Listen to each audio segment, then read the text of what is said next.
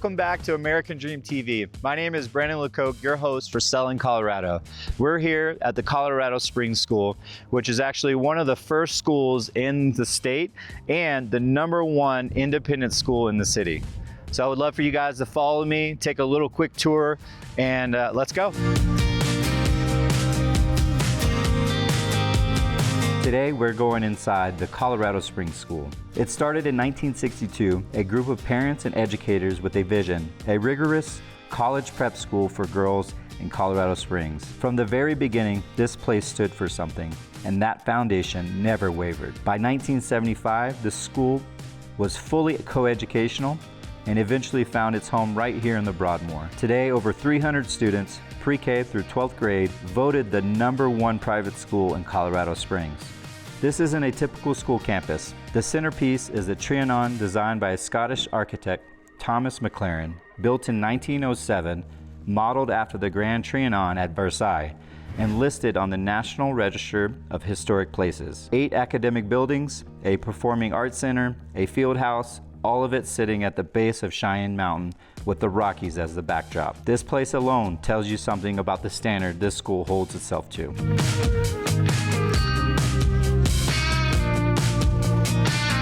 Hey Andre, funny seeing you here. How's it going? Good, how are you? This is my son Andre, he goes to the school as well. How do you like the school? Love it. It's an amazing community and it's also very beautiful. Yeah, I agree. All right, I'll see you at the house. Love you.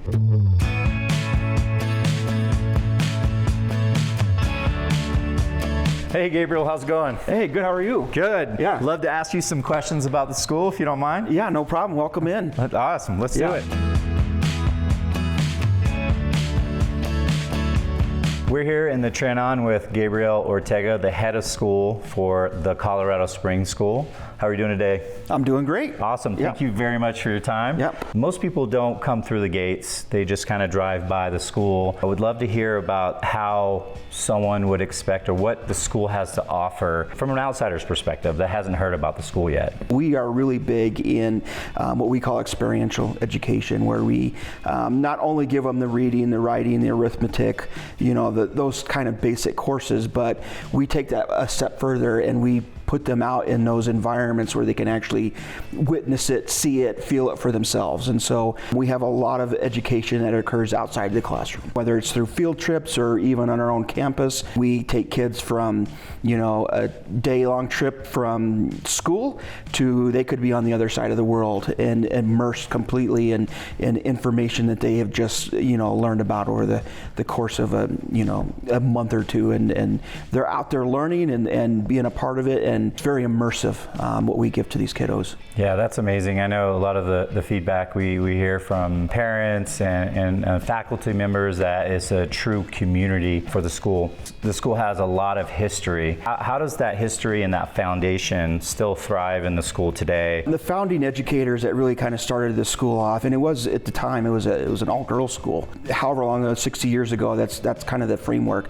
But over time, as the school has grown into what is happening in our world, it just became apparent that we need to send kids off into college and the things that they're doing with as much experience as we could provide them in a school setting. Yeah. Right? Again, we go back to, I like to say the 3 R's, but again, it's that expansive experience that we're able to provide kiddos, that they're coming out that much further ahead in their education than their other peers in just your regular public schools. And so we just have that opportunity to really get kids excited about the environment they're in, and that's just been the theme, the mission of this school since the beginning. Would love to hear how that student that's going to graduate is going to have a different education. What we can offer our kiddos when they walk across that stage and with their diplomas and are off to bigger and better things is again, we come back to that experience. We are able to offer smaller classroom sizes so they have a lot more interaction with their teachers. You may have a teacher who has known you since you were a toddler,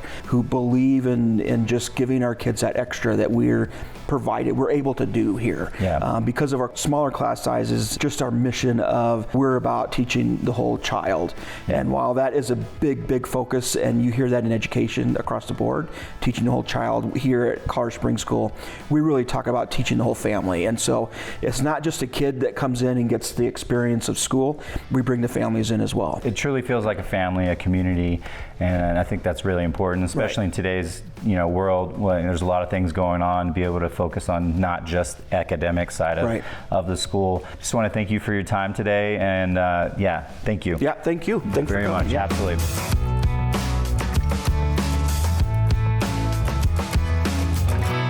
One woman with a vision. 60 years later, we're here at the Colorado Springs School. Thank you, Gabriel, for that amazing interview. My name is Brendan Lecoq, your host for American Dream TV, Selling Colorado, and I'll catch you guys on the next one.